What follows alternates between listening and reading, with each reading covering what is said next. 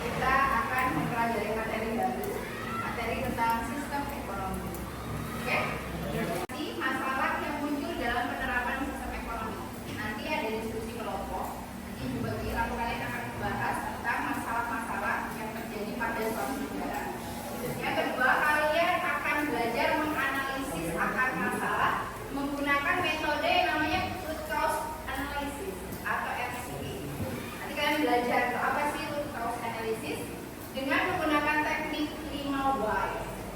5 why. Why itu apa? Kenapa? Mengapa?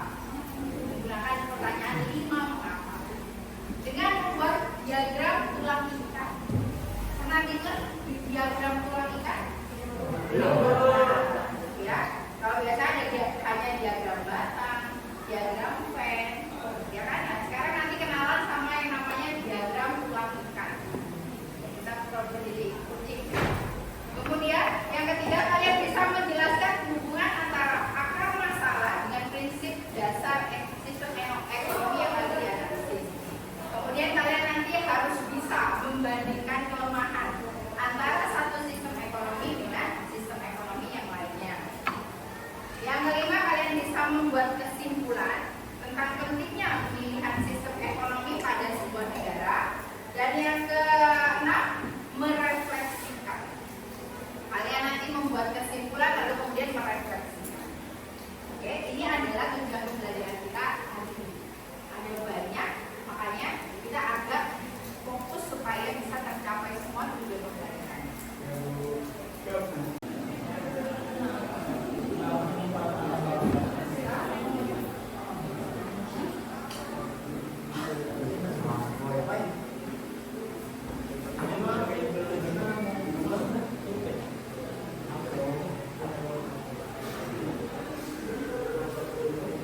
Tulis nama dalam kurung kelasnya ya. Nama dalam kurung 10 alfa.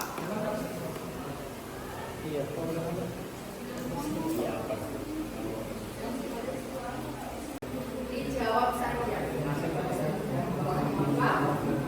Indonesia tidak menganut sistem kapitalis murni atau sosialis murni. Sedikit gambaran, kapitalis itu adalah sistem ekonomi yang seluruhnya dikendalikan oleh swasta. Mas, halo, excuse me, kakinya saya. Kita lagi nggak jual kopi ya. Kapitalis murni itu artinya seluruh perekonomian dikendalikan oleh swasta. Kalau sosialis murni, seluruh perekonomian dikendalikan oleh negara. Jadi kalian tidak punya hak apapun terhadap barang-barang atau sumber daya yang ada di negara. Itu sosialisme. Contohnya Korea Utara. Gitu. Kalau kapitalis murni itu seluruhnya dimiliki oleh swasta. Jadi pemerintah nggak ikut campur. Kenapa Indonesia nggak pakai kapitalis dan sosialis murni? Kenapa? Menurut kalian? Indonesia menganut sistem demokrasi ekonomi atau lebih pasnya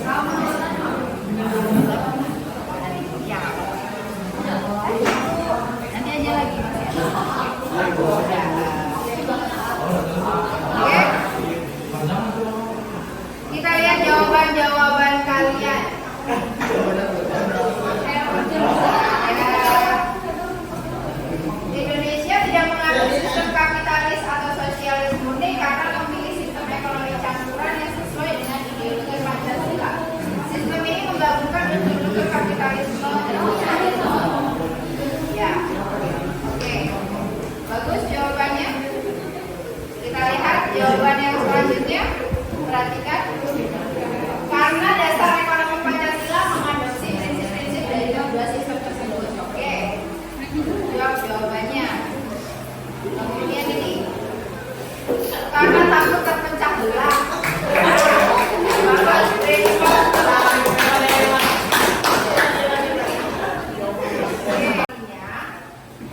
swasta tidak memiliki peran sama sekali dalam perekonomian. Contoh negara yang masih menggunakan sistem sosialis, walaupun sudah tidak murni ya, itu masih seperti Korea Utara, ya. Bahkan di sana pekerjaan itu sudah dibagi. Jadi kamu nanti jadi tentara, kamu nanti jadi dokter, kamu itu semua sudah dibagi. Negara yang memikirkan. Akhirnya gajinya semua sama. Ya, diharapkan supaya tidak ada kesenjangan sosial karena ada yang kaya, jadi mereka nggak mau. Tapi kelemahannya karena semua diurusin sama negara, rakyatnya apakah dengan begitu kamu akan berkreasi? Ya, ngapain? Orang udah nanti dipilihin kok. Jadi daya kreasi, inovasi itu sama sekali tidak. Lawannya adalah kapitalis murni. Kapitalis murni dulu itu Amerika, tapi sekarang pun tidak karena sudah dikendalikan oleh pemerintah. Nah, ada berapa sih sistem ekonomi sesungguhnya di dunia?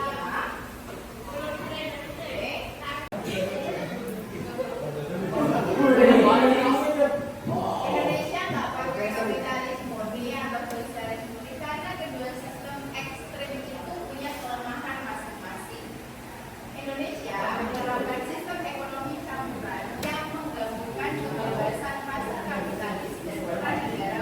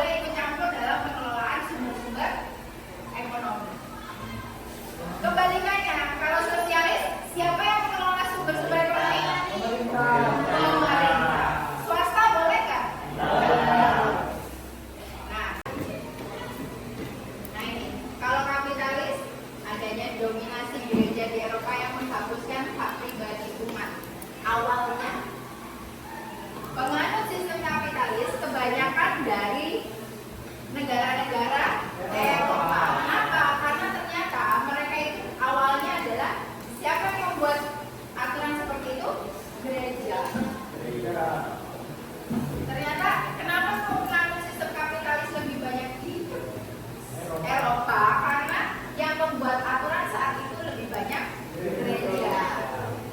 Nah, kemudian dari adanya aturan tersebut muncullah perlawanan bahwa kita nggak bisa begini ini, dan muncullah perlawanan tersebut, lahirlah sosialis yang diawali oleh Karl Marx.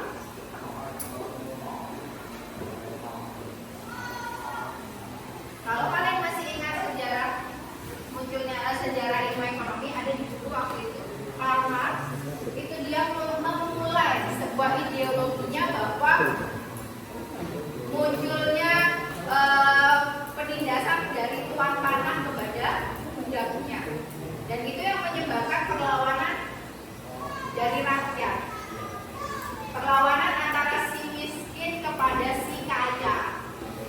Harusnya kami nggak dibedakan, harusnya kami mendapatkan perlakuannya sama. Nah, itu muncullah sosialis.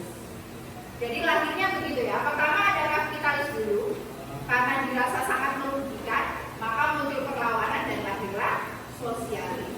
Apakah dengan adanya sosialis menyelesaikan masalah itu semua? Tidak.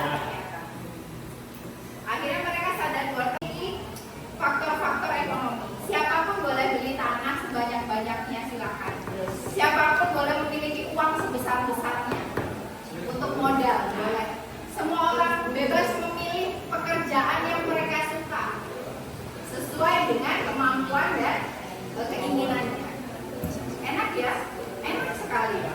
Tetapi minusnya adalah orangnya cenderung individualis, karena mereka ingin mendapatkan hasil sebanyak-banyaknya. Persaingannya ketat. Yang kedua adanya monopoli. Monopoli itu apa? Apa monopoli? Pernah main monopoli? Kayak apa tuh? Ditangkap-tangkap, beli rumah pakai dadu, kemudian ada yang masuk penjara, ya kan? Monopoli artinya menguasai satu sumber daya ekonomi sendirian. Jadi hanya dia satu-satunya pengelola di tempat tersebut. Materialistis, semuanya berorientasi.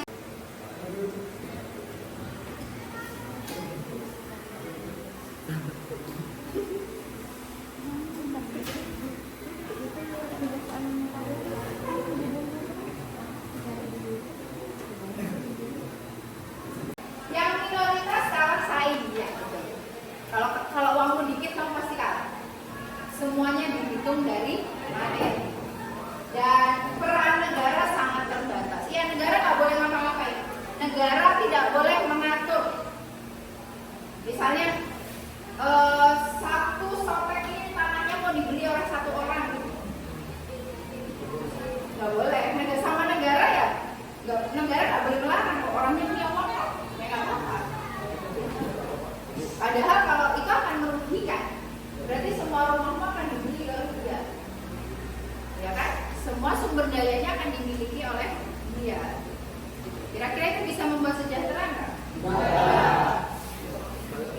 Itu adalah kekurangan dari kapitalis.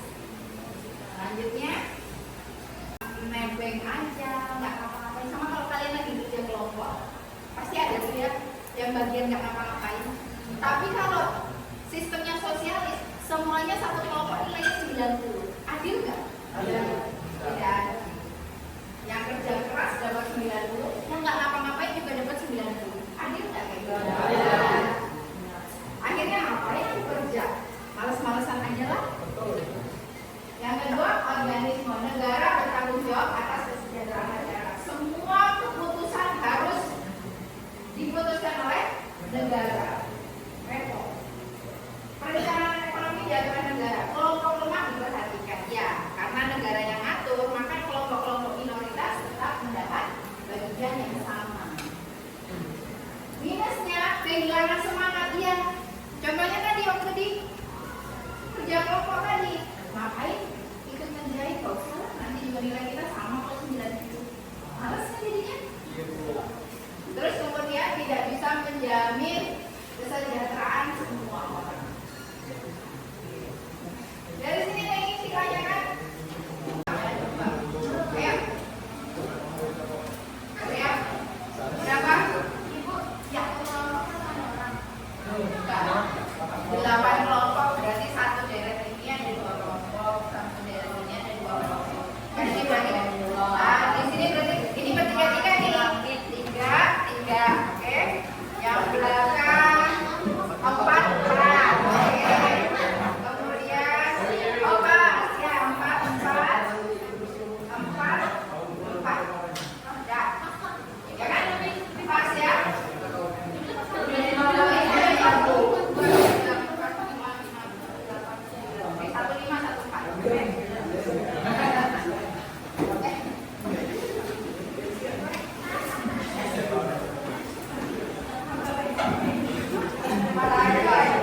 Silakan ditulis di kertas dulu. Bahas negara apa menghadapi kesenjangan ekonomi yang sangat tinggi antara kelompok kaya dan kelompok miskin. Ya. Negara B, kelompok 2 mana?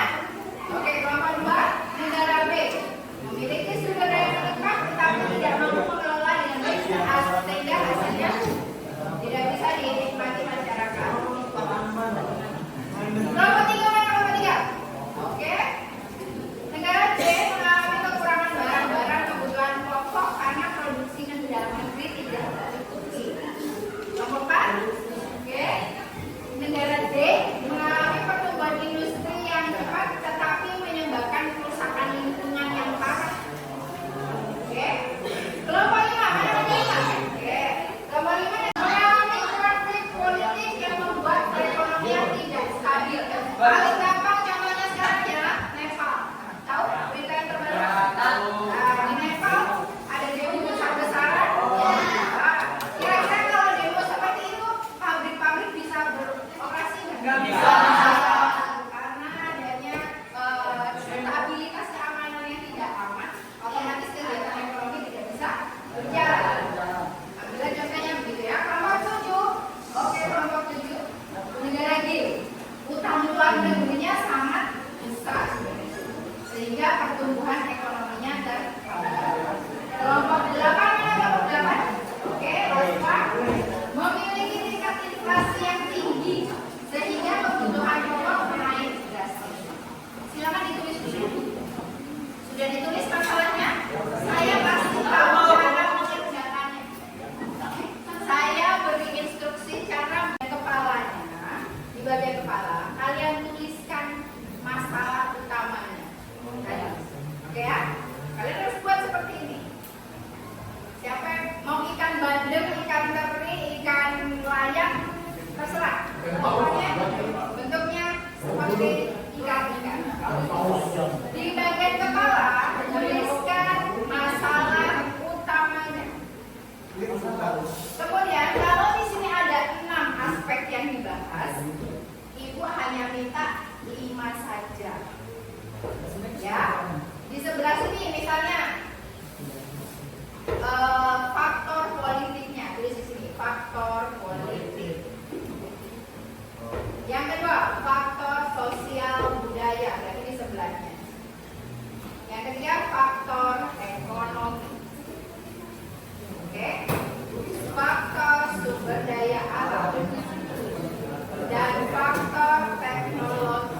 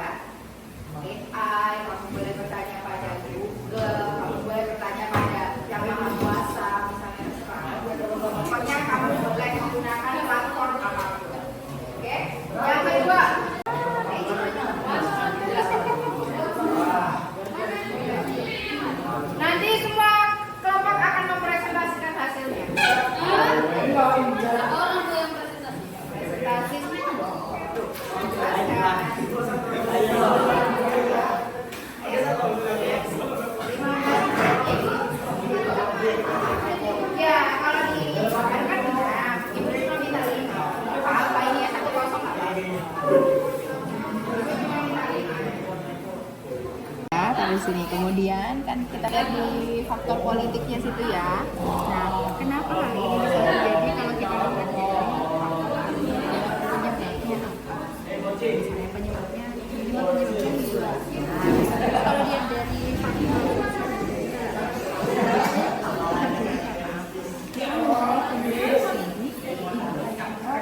penyebab dari kelima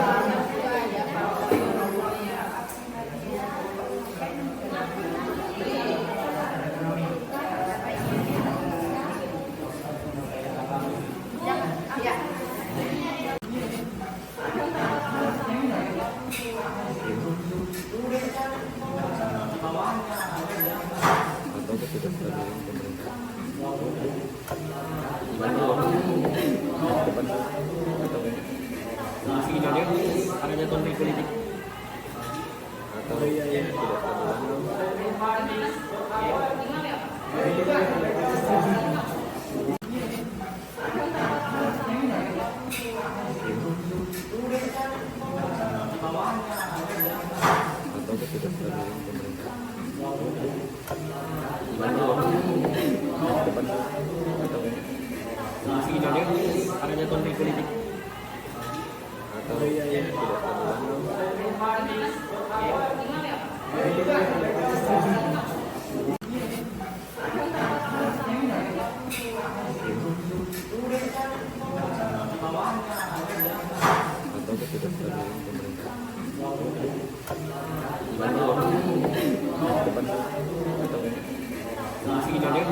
karena jatuh politik atau tidak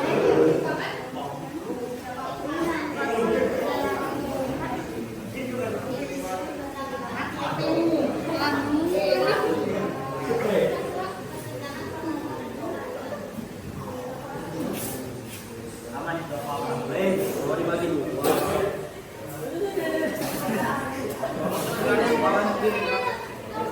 kelompok 8. Perhatikan semuanya. Halo. Hai. Kalau ada yang ngomong harus siapa? Didengarkan. Gantian. Nanti kalau kalian maju terus nggak didengerin, perasaannya gimana? Nggak seneng kan? Ya, jadi sekarang teman yang mau maju, tolong dengarkan dulu. Nanti gantian. Semua dapat kesempatan. Silakan membahasnya.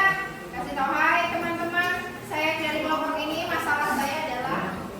Hai teman-teman, saya dari kelompok 8 ingin membahas inflasi yang tinggi, harga naik.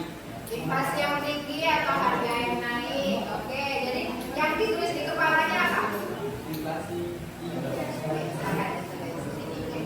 Inflasi yang tinggi.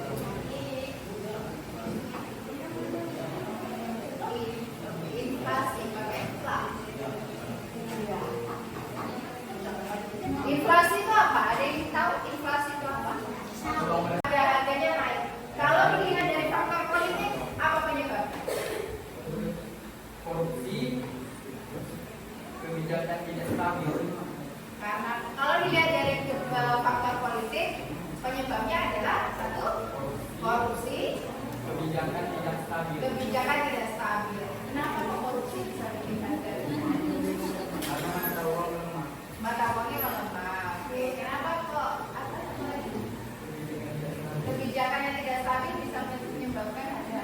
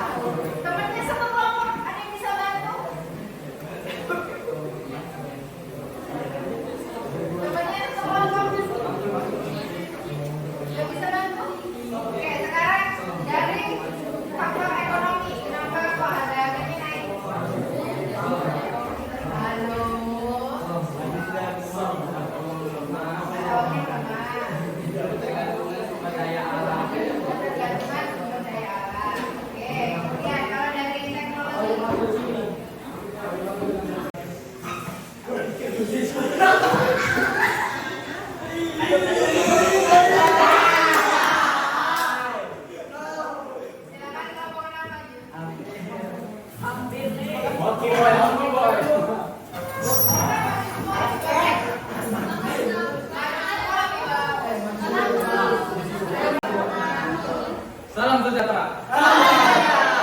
Salam merah putih. Salam Pancasila. Baik, kami dari kelompok 6 ingin mempresentasikan hasil kelompok. Masalah ekonomi yang dalam dihadapi adalah negara yang mengalami konflik politik yang membuat perekonomian tidak stabil. Oke, penyebabnya. Ya, dari sisi Dari politik. sisi politik adalah dari sisi sistem politik dan persaingan tajam antar partai politik. Dari sisi sosial budaya, Ketimpangan sosial.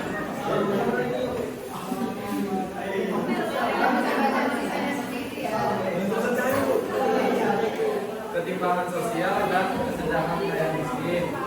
Kedua, rendahnya kualitas pendidikan dan keterampilan kerja. Dari sisi ekonomi,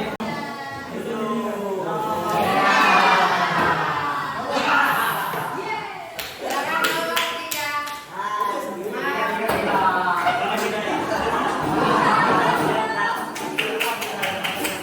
3.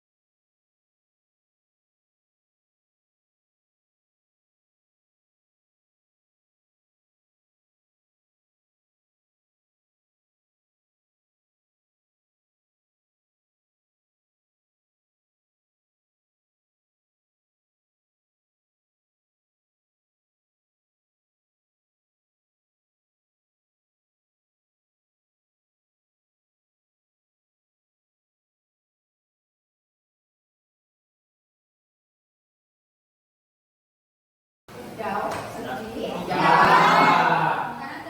itu biasa. Dan itu proses pembelajarannya. Satu hal hari ini ada beberapa teman-teman kita yang belajar berbicara di depan. Ternyata ada yang tidak bisa mengendalikan ketawanya. Ada yang nggak bisa mengendalikan suaranya nggak ada sama sekali. Mulai dari sekarang. Tapi di depan banyak orang, itu nomor 1 pede dulu. Pede dulu, tahu apa yang mau diomongin. Penting gitu. Jangan sampai kamu maju, kamu nggak bisa baca tulisanmu sendiri. Jelas? Jadi ketika maju, kamu tahu mau ngomongin tentang apa. Setelah itu,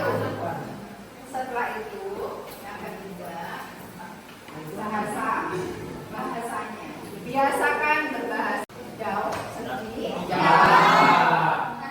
Ya itu biasanya nggak terlalu. Tetapi saya mengajarkan kalian menggunakan dan memanfaatkan ChatGPT untuk pembelajaran. Ketika kamu nggak paham, kamu nanya. Nah, saya yakin ketika saya tanya, kamu masih bingung jelasnya. Karena kamu nggak buat paham. Ada, ya kan? Selanjutnya, kita akan ke ini selanjutnya yang akan merangkum apa yang sudah kamu cari tadi. Silakan.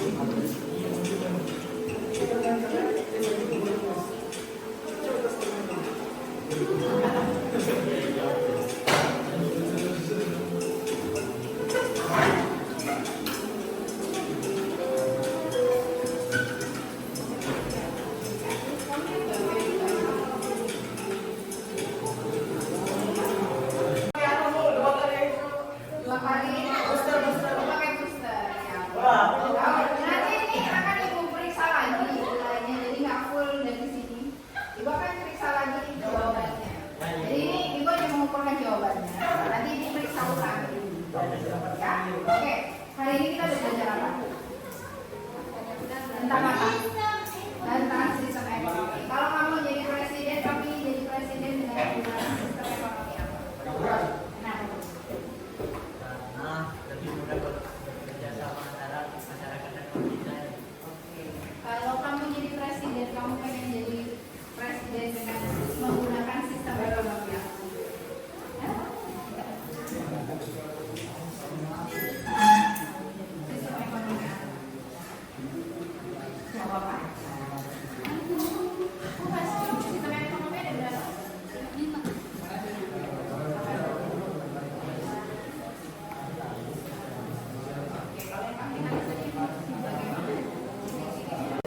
Kalau pada sistem ekonomi sosialis yang mengendalikan siapa?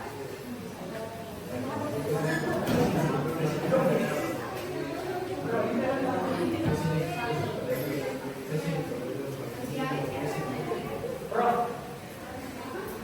ya?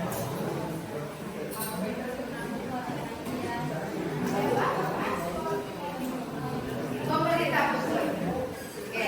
Nah, kemudian kalau suatu negara punya masalah dengan daya saing dan kreativitas, berarti negara tersebut memakai sistem ekonomi apa? Angkat tangan. Angkat tangan.